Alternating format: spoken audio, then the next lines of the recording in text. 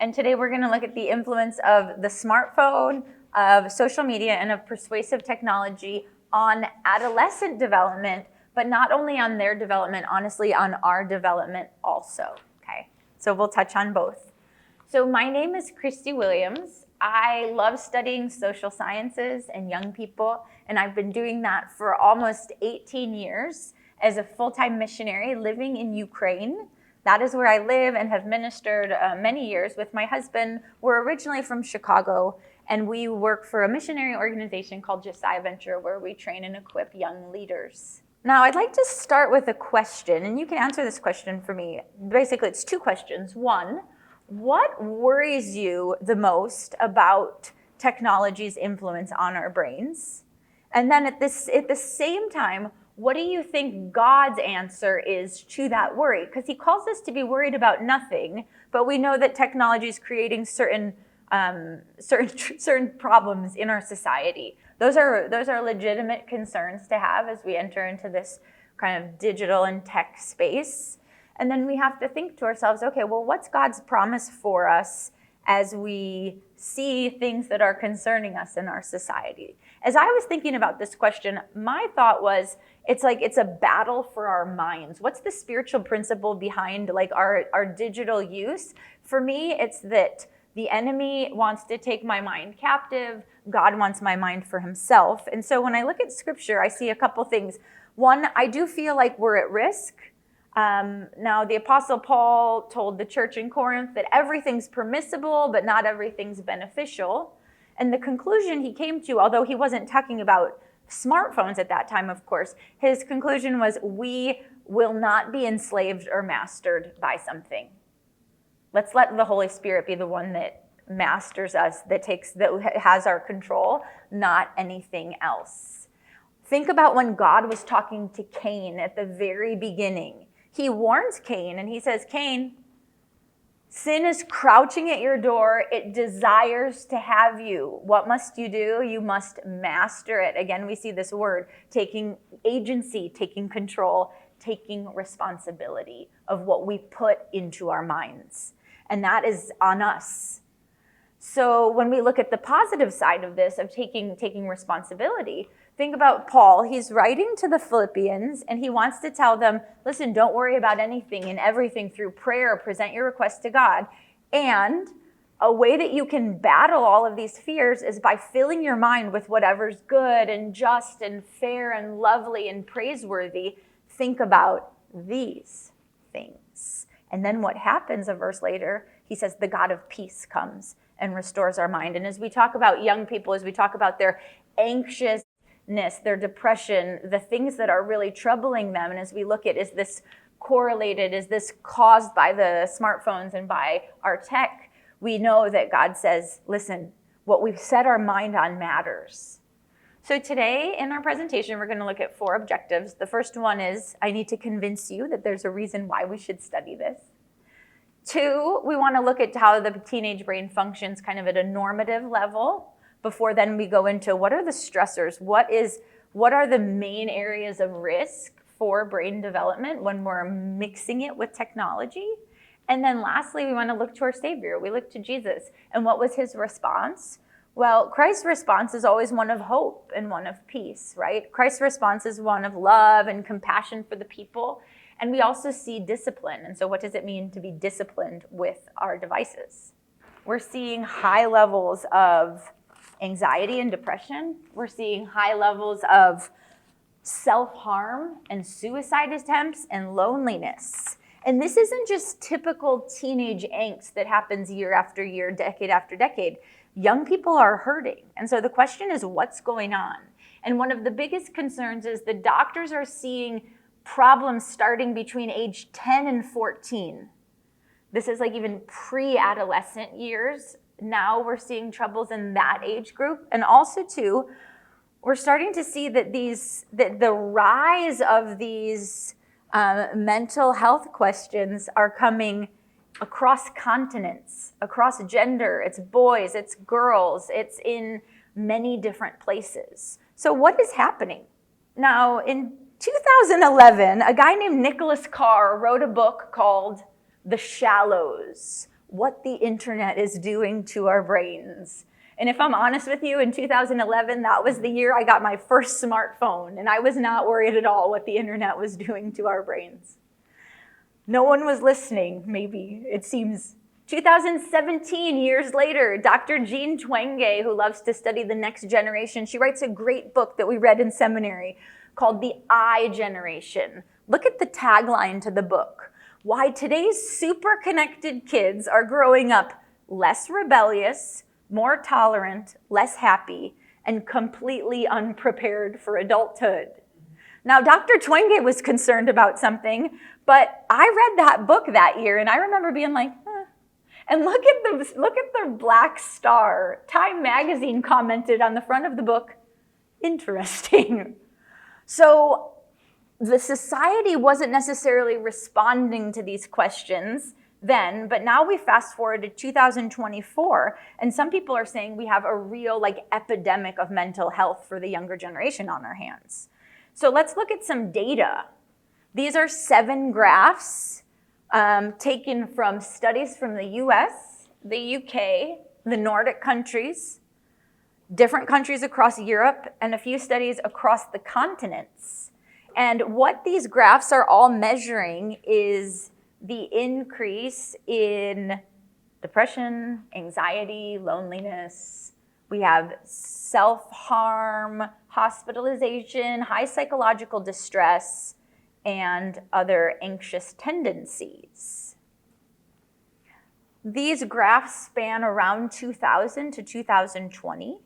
People are starting to get concerned. But before we look at specific patterns, I want to introduce one resource that I found interesting. This is Dr. Jonathan Haidt, and he is a social scientist and a moral psychologist, and he just released two months ago the book, The Anxious Generation.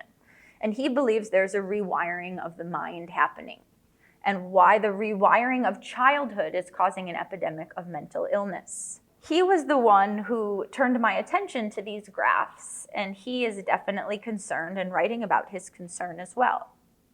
Now, before we start to look at what might be happening, this connection between different things in the tech world and what's going on in mental health with young people, let's take a look at the brain. Let's look at a few normative brain functions in teenagers, just to give you a review if you don't, or something new if you don't already know this. So here we have 5 pictures of the brain, and it's kind of cross sections of it. The goal of this picture is to get to a fully blue brain, which means it's fully connected. That means all of the brain cells, the neurons are firing, the synapses are growing, it's wiring together and connecting all of the different parts of our brain to one another for full function, we would say, of the brain. But scientists noticed 2 things. They recognize that 1, the brain develops from the back to the front. So the prefrontal cortex area is where we develop last. Not only is that where the executive functions lie, and we'll talk about why this part of development is so important a little bit later, but they also noticed that that part was not fully wired until around the age of 25, which surprised doctors because they thought that young people were adult when their body stopped going through puberty around the age of 18. They thought that the brain was fully developed. No, it's actually not fully developed until the mid-20s, which has a lot of bearing on how we interact with young people and how we help them in their development. Now, one of the best things about the teenage brain is that it is ripe for learning. They say age 15 is peak learning age. We can learn at any age, which is great. But around the age of 15 is when the synapses are firing the fastest, when those connections are made, when information is flying through. That means it's great for memory, it's great for learning new things, it's great for creating healthy habits. It's not so great for creating negative habits because the brain doesn't differentiate between good and bad habits. It just keeps that data moving through the brain faster and faster. And around the age of 15 also is when the brain starts to say, oh my goodness, we have overgrowth happening because the brain is so ripe for learning that we have to start pruning. We have to start cutting off neural pathways that aren't going anywhere, that haven't been used, that haven't been exercised. So the brain cuts away what's not necessary and keeps that which we pay attention to. The brain doesn't know what to keep. We tell our brain what's important based on where we put our energy, our effort, and our attention, okay? Now, it's great that the brain can learn, but they have a major, major vulnerability in the limbic system. That's the system inside of the center of the brain where these things lie. That's where hormones live. That's where emotions live. That's where stress responses live. That's where the amygdala lives with fight, flight, or flee, or freeze. And so, let's start with hormones. We all have hormones. They flow out of our body like a leaky bathroom faucet at most ages, except from the ages of 11 to 17, when hormones are flowing through the body from the brain at a rate like coming out of a fire hose. And the challenging thing is that you can't turn this off. There is absolutely nothing we can do. Why is this a problem? Well, part of it's 11 to 17 usually. This is when puberty kicks off, and around the age of 11 it just starts turning on, and then again around the age of 17, 18 it turns off. Now, one of the reasons why this is such a problem is that this flow is located directly next to the emotional center of the brain. So that causes heightened emotions, more aggression, more sadness, more ups and more downs. So when we look at teenagers and we say, why are they so emotional? It's because of things that are happening chemically inside of their body that they really don't have much control over. We often blame them for a lot of things that they only have partial control over. Like, we're all responsible for our actions. At the same time, there's a lot of bio and a lot of physiological things going on. Also, something that's sad, in teenage brains, we all have a chemical that helps us to regulate stress. But in the teenage years, the stress regulator that adults have causes us to calm down when we face a stressful situation. In teenagers, they carry stress up to 33 times heavier than adults. So if you needed to fill out a college application, that's fine. You're going to sit down, you'll fill it out, you'll write the essay, no big deal. For them, it can be up to 33 times more stressful, and they don't have the chemicals to calm them down, but they also are missing this. The prefrontal cortex, the last part of their brains to develop, is very much under construction. It's not that they don't have these functions, it's that they're underdeveloped significantly. It's kind of like really thin hair. Like, imagine like all of these like wirings that are happening, really good, strong connection, and then up here it's just kind of like little hairs. And the more we use those functions, the stronger the pathways get. But a lot of times young people, they don't know how to use these functions. They're not great at planning and organizing. They don't make wise decisions. They need adults like us to walk alongside them to help them practice those habits so that those pathways can get stronger. Otherwise, we're going to wait until they're 25 for all of those things to connect. So they need our help. But why is this such a problem in this topic? Well, you are giving a smartphone to an 11-year-old who has absolutely limited ability to do these things. So why would that be a problem? Well, imagine they have very little impulse control. It's very hard to resist temptation.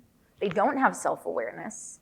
They're not others-centered. And so honestly, it's a concoction, it's a combo that they don't have the brain functions strong enough to be able to resist a lot of the problematic things that go along with tech.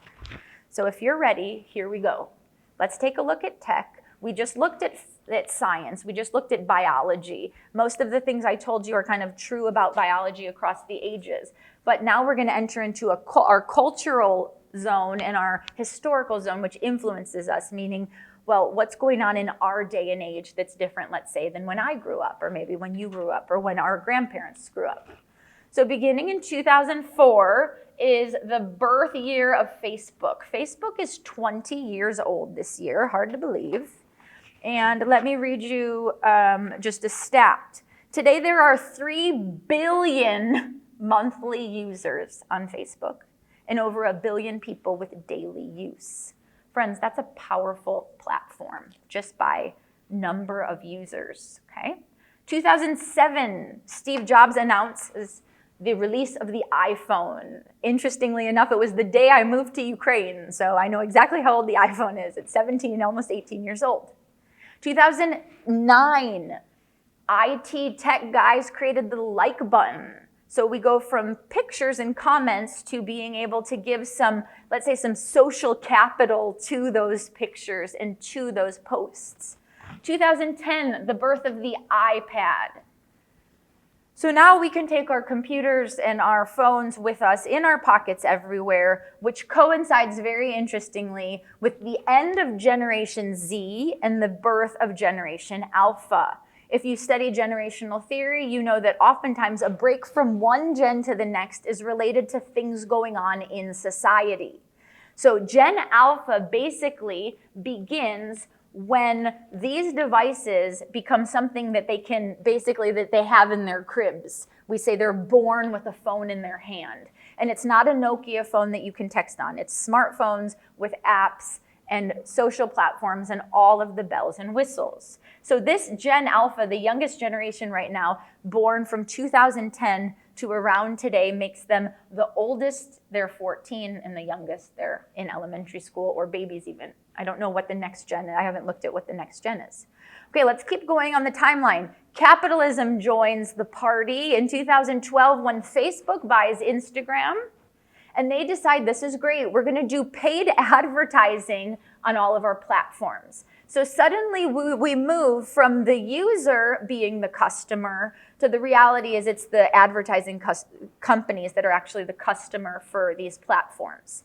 And so together their goal is to make sure that they keep our attention as long as possible, because the longer we're on, the more money people make. And that's just how big business works. That's not conspiracy theory, it's just true. Another interesting finding from 2012 is the year of the selfie, because that was the year that the front-facing camera came out.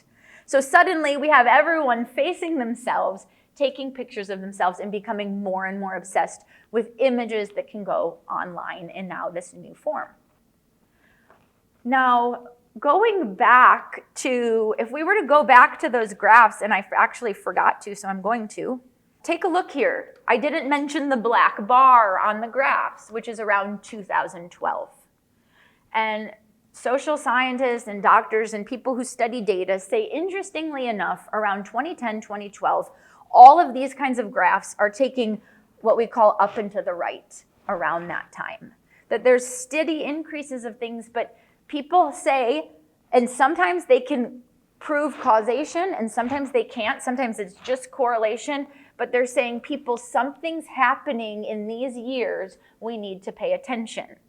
And I don't know about you, but I wonder, is it really a coincidence that all of these things are happening around the same time, that the mental health situation just continues to get worse and worse? And we have a generation that is totally trapped inside of their devices. And not just one generation, it affects all of us. But this youngest generation, it's becoming worse and worse the younger you get.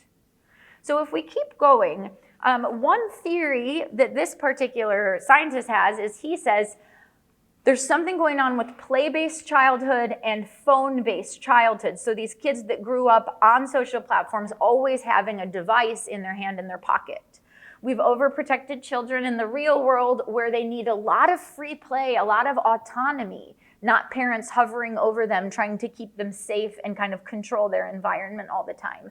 But we've underprotected them online where they're not developmentally able to handle all of the threats, all of the adult content that's on there that is with them 24/7. So real quick, if we were to look at, well, what's play-based childhood and phone-based childhood?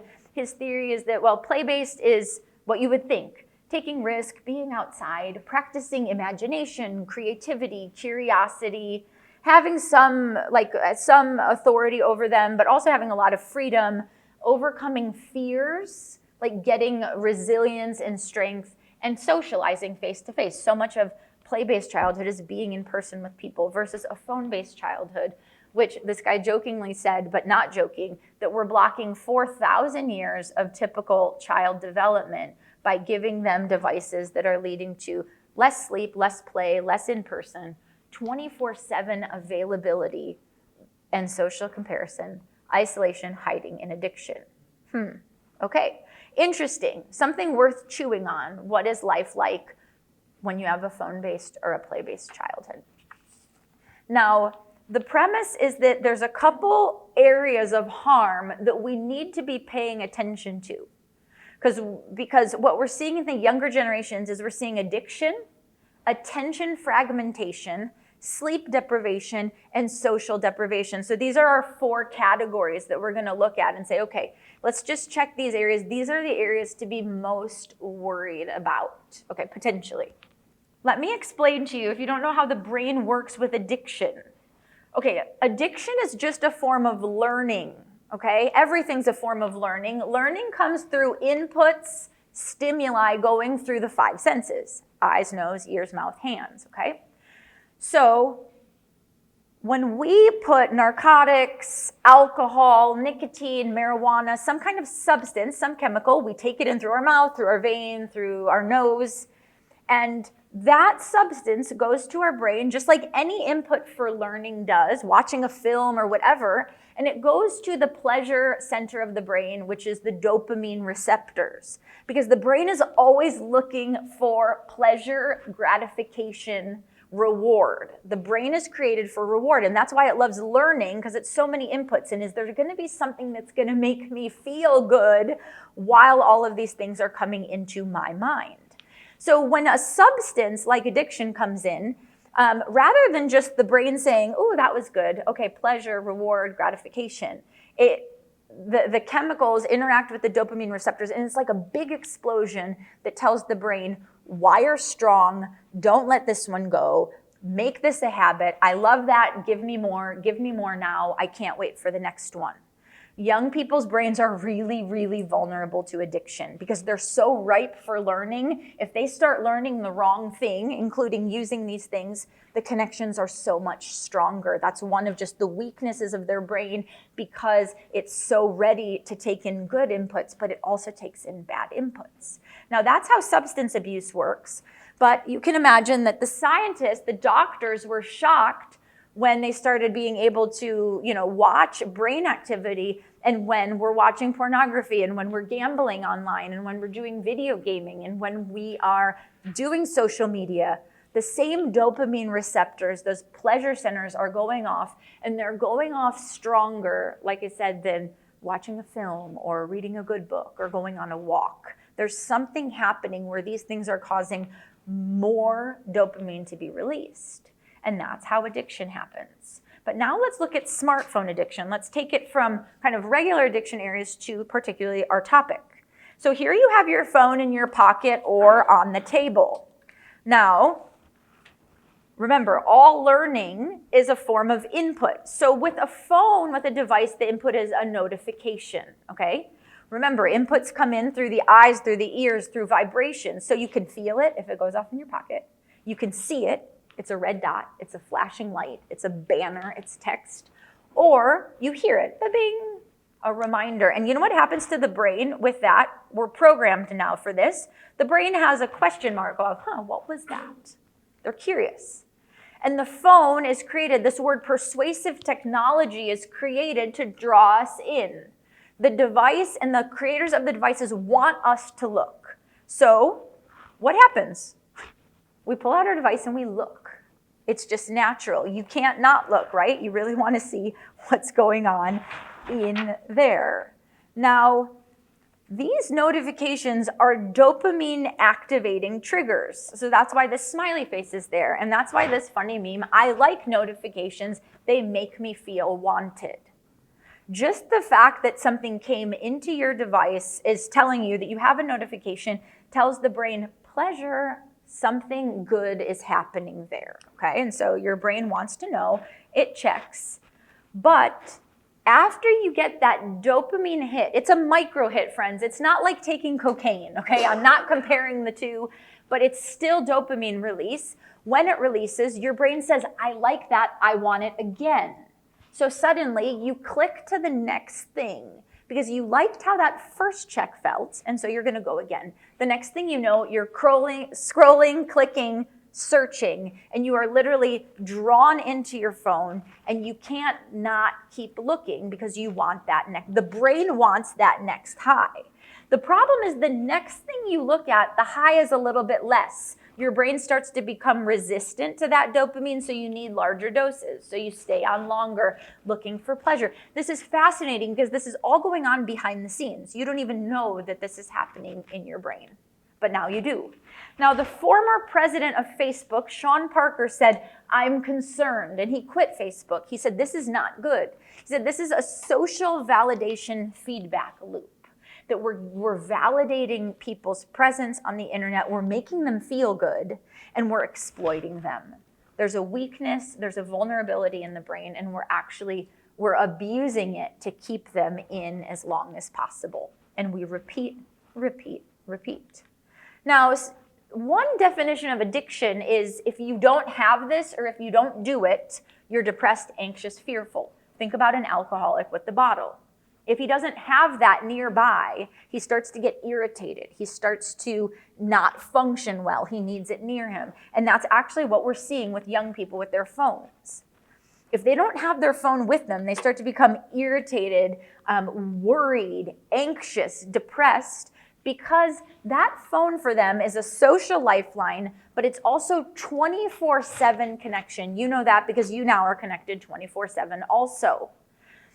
And there's a fear in young people because of their social connection. They want to know what's going on, and they absolutely don't want to be left out. So this is leading to compulsive media use. Have you ever noticed, like, young people sometimes walk around like holding their phones? I'm a youth leader. They like hold their phones like it's a baby, and they don't put them down. And a statistic I read recently says that they're checking their phones 85 times an hour. Friends, that's more than once a minute. That's a lot. And they said adult statistic isn't that far less, actually. That we now are doing the same thing. We can't now just blame this on the younger generation. This is compulsive, right? If you have to look at something 85 times in an hour, we're so drawn in that we can't not look. So here's the danger is you have this technology that's shaping our behavior. And then you couple it with this thing, we don't have time to go into it, but it's called surveillance capitalism. Fascinating book, fascinating TED Talks, and a whole different topic of saying it's all about the algorithms, right? That algorithms are written into like YouTube, TikTok, things that keep you engaged because they're just studying all of this data about you. And it's not even sometimes it's not even like private data, it's just all of your interests. Everything that you would want to know, they know about your patterns, about your habits. And so these are algorithms written to keep you clicking, to keep you looking, because it's not just any ad coming onto your site.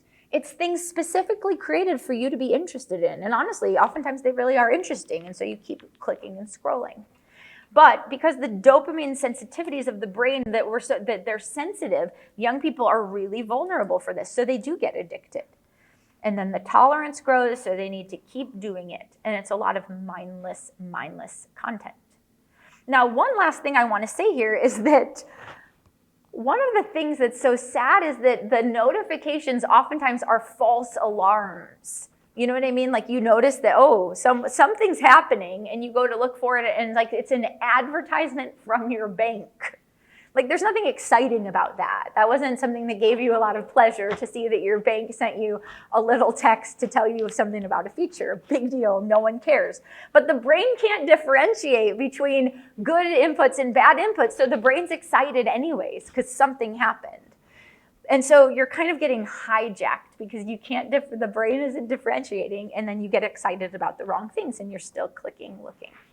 So what do we do with that bad news? Let's reduce our stress inputs. So studies are showing that around after the 2-hour mark, people start to self-report negative feelings, anxiousness, stress, suicide, depression, after being online, after being on an app about 2 hours. So that's a great first step.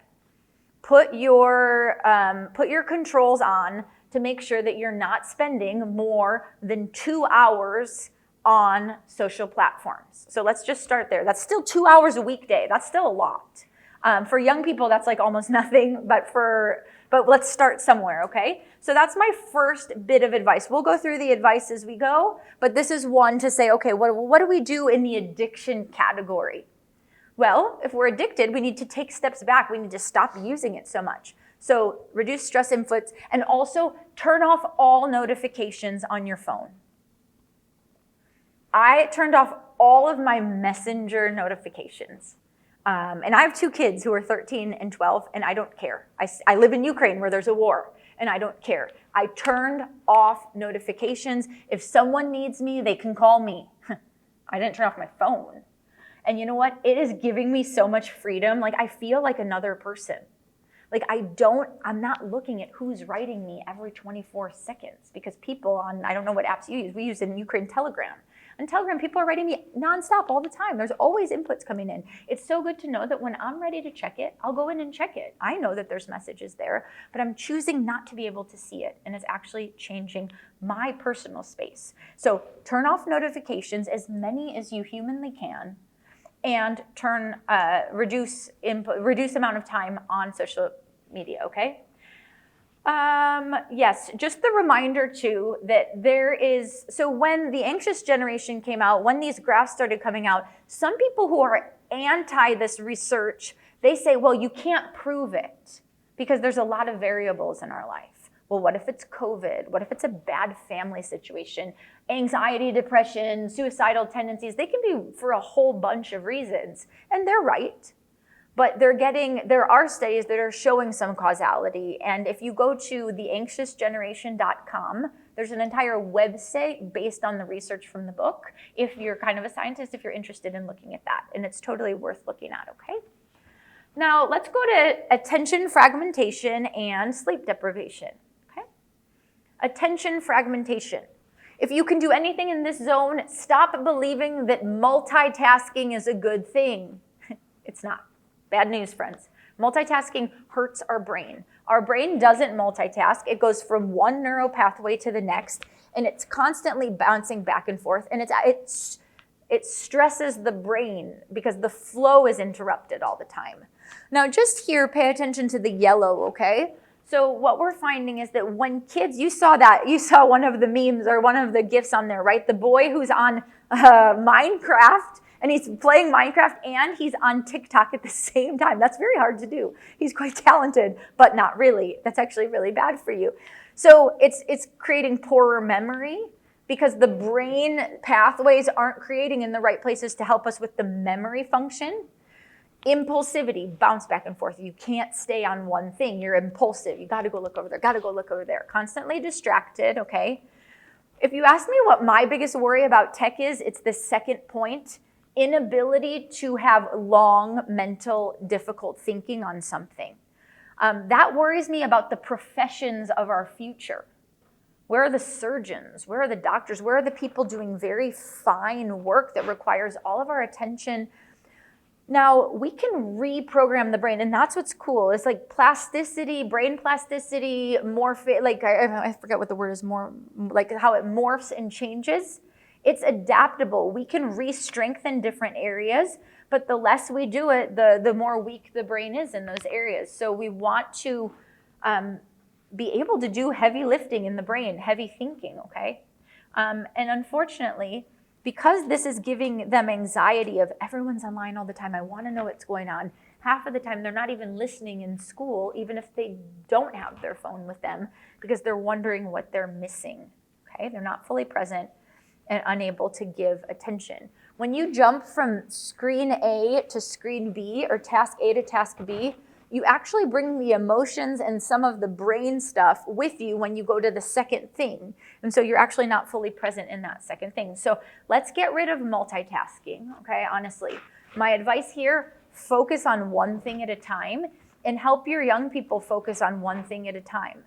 I don't remember what the statistic was, but a task can take so many, I forget, I used to have this in an old presentation. A task can take it takes so much longer to do homework when you're multitasking because you get distracted so much easier. One thing and then another if you can. And then regarding sleep, remember that our young people, their bodies are going through tons of changes and rewiring and under construction. So they're tired. the body's doing a lot of brain work in them, plus all the hormones and all these things. So they need 8 to 9 hours of sleep, kind of like babies, like infants. They need to sleep a lot because their body's going through changes. The sleep needs to be quality and consistent, uninterrupted when possible. So that means the advice is absolutely no phones in the bedroom. You've probably heard that. It's real. Get devices, computers, laptops, iPads, phones out of the bedroom. In our house, no one, even the adults, do not have their phones in their bedroom. There's a phone in the bathroom as an alarm clock for me. My husband keeps his downstairs in a different floor of the house. And my kids' phones are now in my room because they're sneaky and they will wake up and want to go look at something. I turned all of the notifications off. They can't get on, but they still want to see their phone anyways. So their phones are by my bed. Okay? I'm serious. You got to do these things, right? We have to take control over our actions. So get those devices out of the bedrooms. And why? Because sleep really helps with concentration, and they are still going to school. They do need other functions of their brain, not just scrolling, clicking. And also, one thing about sleep is the more sleep you get, the more you can emotionally regulate, which is good because they're struggling with emotional regulation. So if we can help them get those 8 to 9 hours of sleep, they're actually going to be in better moods and less emotionally volatile, which is good for us who have to deal with those emotions of theirs all the time. And then lastly, this one is really serious. We want them to develop the adult functions of the brain in the front, but if they're not sleeping, the synapses, those wirings, those branches, they can't connect in the same way when they're tired. And so we're actually not making the brain strong when we don't sleep. Now let's get to social deprivation, because this one is quite sad, the distance between people when devices are our lives. We think that we're connected because the phone was created actually to be connected, right? To write messages, to call, to see people's lives, but sometimes it's a false illusion of being connected. So the first concern that we have is that we need to work on engagement with the rest of life. You guys, we were created to be well-balanced people. We were not created to give all of our time and effort to one anything. We need a lot of things that help us become well-rounded and well-developed in a lot of different areas. The problem with the cell phone is that, or with the smartphone, is that for kids, for Gen Alpha, they do these tests, and kids, like, no matter what else, they give them a choice between an iPad and something else. And the something else could be absolutely fabulous. And they do these like psych experiments, they choose the iPad every single time. So again, this is about the age 0 to 14, okay? They're not able to recognize now the benefits of other things in life, this less engagement. So the advice is, so what's happening is they're giving so much attention, we're talking like hours and hours and hours of attention to an online life that gives them something. But all of those other pathways and connectors that need to be connecting, like learning and like being outside and vacation and rest and learning how to be bored and learning how to create, learning life skills like cleaning and cooking and organizing things in their bedroom, like they're not developing those things. So our job is to say, hey, listen, this phone is one of many different things in your life. You can be on it for 2 hours, that's fine. But what are we going to do with the other 14 waking hours of their life? And we need to raise those other 14 hours so that we're blending their engagement with the rest of life, okay? This is a serious one because they're getting less and less engaged with areas of life. And we see this in the male and female differences. First, when we think about hormones, female hormones are, they cause us to long for connection. That's part of the way that God created us. Female hormones long for connection. Male hormones long for activity and doing things. That's some ways how kind of sometimes males and females can be wired a little bit differently in those things, okay? So the problem is when the connection is on the phone, there's a lot of harms. So the girls want to be connected. They want to be on Instagram. They want to see the pictures. They want to be in each other's lives. But there's a lot of negative things that come along with the phone. They're in harm's way with social comparison. Imagine like they're comparing themselves to other people 24/7 every time they see other pictures. Like, that's exhausting. That's absolutely emotionally exhausting. They say that Gen Z is the first generation ever in, like, being like a young like when they would study different generations, they have less self-confidence than any other generation. And usually that's not the case with adolescents. Usually adolescents have a lot of confidence, especially in the older teen years where they think they can do anything and they think they're unconquerable. They're having less and less self-confidence because they're comparing themselves to everything else around them and they just don't feel adequate. So that's definitely an issue. And for males, this was really, really heartbreaking. It says, males have been slowly getting pushed out of the real world and pulled into the virtual world. Now this goes with video games, avatars, AI girlfriends, pornographic distortions of sexual life, etc. So what we're finding is that the draw of tech for males is leading to less of an investment in school, in employment, in dating, in marriage, and in parenting. So it's not just girls with images on Instagram or TikTok. It's also guys loving this virtual world just enough to not want to invest in other areas of their lives as well. Now, if we keep looking at the social deprivation regarding gender, one issue is all of what AI can do with beauty. So this is an 11-year-old girl who thinks she should look like that. We know that that's not real. That's not even possible for her to look like that, but that's what her online world tells her. They're not able to differentiate at these young ages reality versus fantasy. So that's bad from an image perspective of like what we're supposed to look like for beauty, but also from a sexual perspective. Imagine that your first introduction to sexual stuff is really nasty, dirty pornography. You don't even have a chance to understand what like a real sexual development in life is because the distortion is so big, it's so radical. And if that's your first connection with that, they don't even understand, well, what's real and what's not, what's over-exaggerated. And so that is really... it's really a problem because they can't differentiate. They can't recognize what's real. Also, they're listening to a lot of influencers who are dictating their reality. Have conversations with your young people. What are influencers saying? And why do people listen to them so much?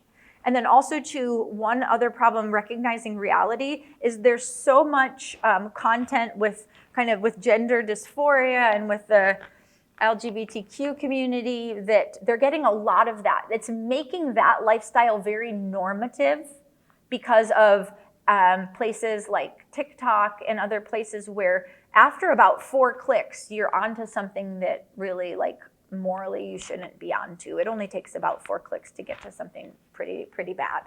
And so they're seeing these inputs all the time. They're not cleansing their minds. They think that that's normal. And they can't recognize reality, that maybe that's not what we're going for, okay? So there are benefits of tech, absolutely.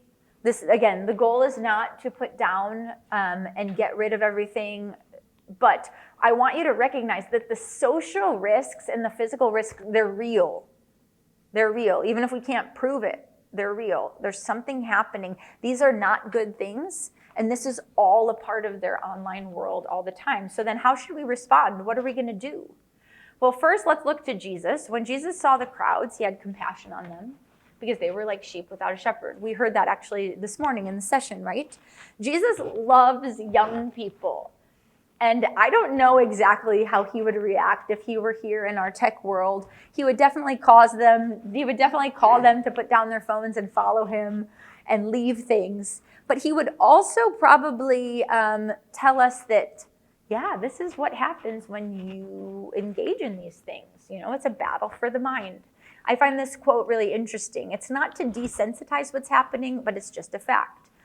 This is Dr. Vander, who wrote The Body Keeps the Score, if you've ever read that about post-traumatic stress and what's happening when we have traumatic experience. He says if stress inputs are nonstop, meaning that 24/7 connection, if your executive brain function is low, meaning it's under development still in the younger years, and if you're trusting relationships to combat stress, like good relationships with adults in your life are limited, then anxiety, depression, suicide, and self-harm are normative responses to pain.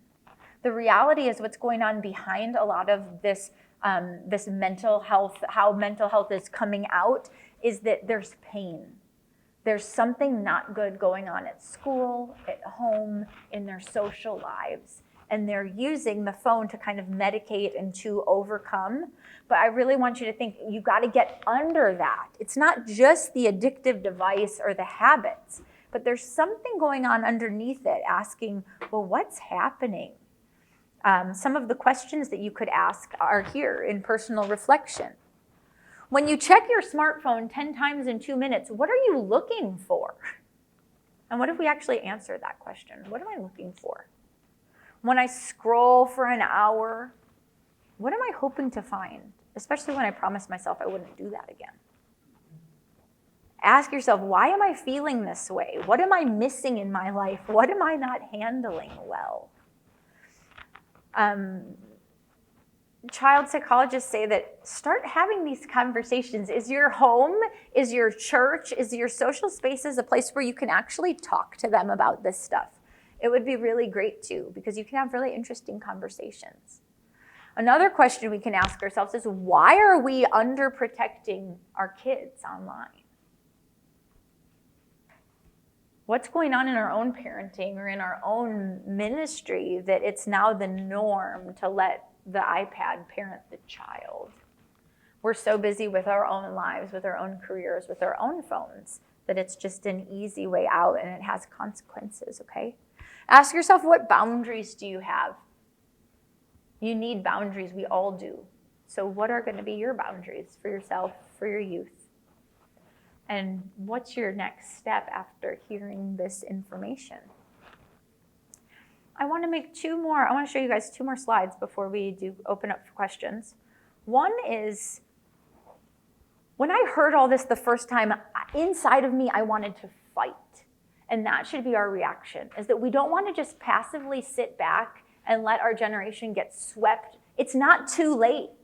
We can't be passive. We actually have to be really active. And first, we have to recognize, who are we fighting? Well, we're fighting Satan, the hater of our souls, who wants to destroy all things all the time. Okay? That's not cliche, it's true. And remember, Satan is the father of lies. So when you look at social media use and tech use, listen for lies. Here's a couple of them. That'll never happen to me. Social media is not that bad. I can't be without my device. What if my kids can't get a hold of me? Well, you can't prove that the phone's causing it, so you don't have to pay attention. Okay, those are real excuses that we use. And I would say, those don't sound like fighting words. Those sound like passive, like I've given up kind of words. Also with big business, remember, big business wants your attention and your money, and they want to keep you engaged as long as possible. Big business doesn't want you to put parental controls on those phones. That's why I don't know if you've ever tried controls. Sometimes they're not as easy to use as you think. They're a little bit complicated, and there might be a reason for that. I don't know. Don't forget that, TikTok, you're several clicks away from seeing something that you absolutely should not see. Video games. Man, video games are a great money maker. Luckily, video games are not always the evil. Like, you have to have limits on your video games, and some people do get addicted, but the percentage is not that high. But video games, they make a lot of money off of us. Also the beauty industry, the fashion industry, influencers, okay? So just remember, it's okay to fight against those things and say, no, you're not gonna manipulate me and my time and my energy, okay? And then lastly, this is our digital wellness practice. I've given you some of these pieces of advice, but let's fill in the ones I haven't. Number 1, I was shocked by this. They say that the young generation knows they're addicted. They're already tired of it themselves. They just don't know how to change it because they don't have those functions to really be responsible with their gadgets. So number 1, you need a plan. What is your plan? Don't sit back and think we're just gonna get over this, because we probably won't. I already talked about 2, dialoguing with young people, or not even with young people, dialogue with anybody. What are your boundaries? What are you gonna do about this? Number 3, remember the real purpose of the device. It's to communicate, and make sure you're using it for those reasons, but not overusing it for those reasons, okay? Agree on times of use, type of use, content type. Sometimes if we're talking about parenting, like, people stop parenting. Come on, you're the parent still. God, that is a God-given responsibility to you to still be the parent, and not to be intimidated by your kids, and to know they will rebel. And yes, it will be a battle, and sometimes it's a daily battle. But is that not what God's calling us to do, to love our kids and to help them function eventually as adults and move out as healthy young adults? You need accountability. You can delete and cancel accounts. Get rid of them. Change your passwords. Use the parental controls. My favorite one is number 6. Like I said, you have 14 other hours of the day that you need to figure out what are you going to do. Create a list of other things that give that take up our time.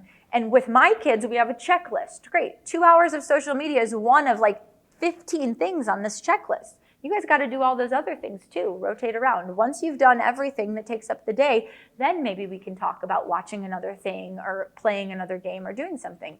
But, well, I need to help them understand what to do with their time. 7 is fabulous. Digital Sabbath. If you can get people to do a digital Sabbath once a week, suddenly the addiction is way reduced because we all figured out, oh yeah, I can actually live a day without my phone. Do digital vacations. If you're signing your kids up for camp, find a camp that says we're a device-free camp. Like, we're not doing devices for the week or the 2 weeks. Think about that. And then that helps them realize, oh yeah, I can live without my phone. Okay?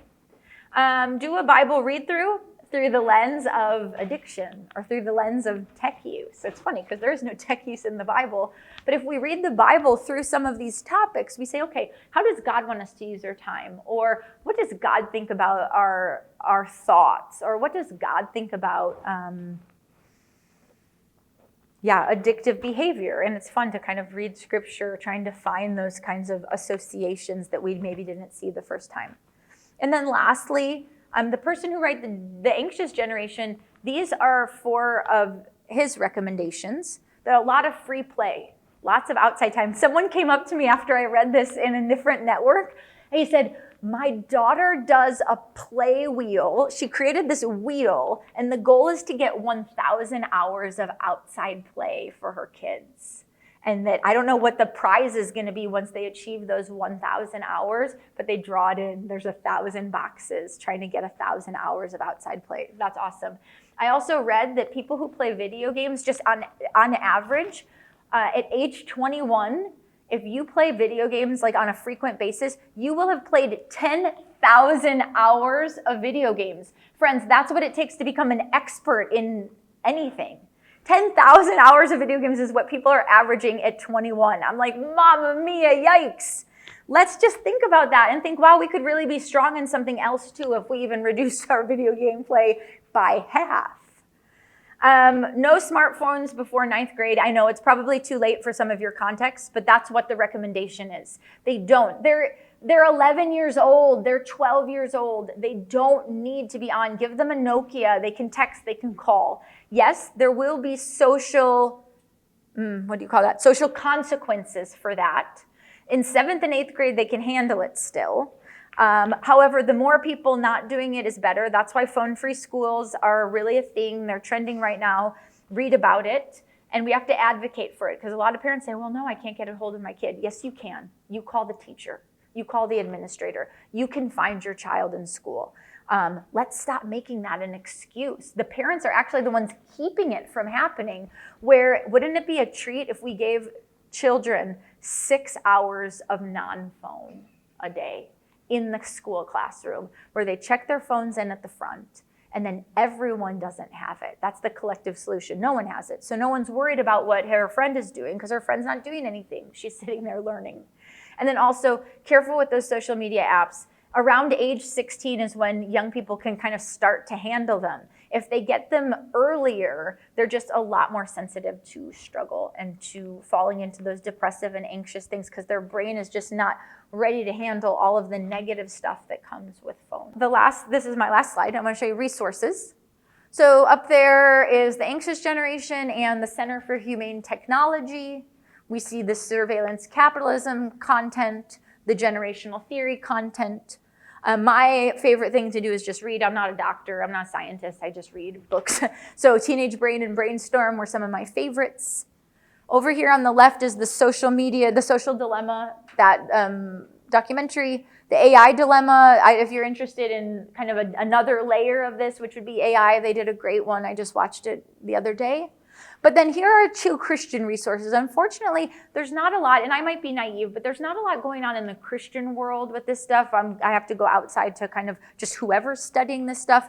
But the Culture Translator is a website with literally hundreds of parent guides. They're PDFs about 20 pages long. And like, for example, here it says, A Parent's Guide to Smartphones, A Parent's Guide to Teenage Slang, A Parent's Guide to Marijuana. And that's 3 out of 150 different parent guides.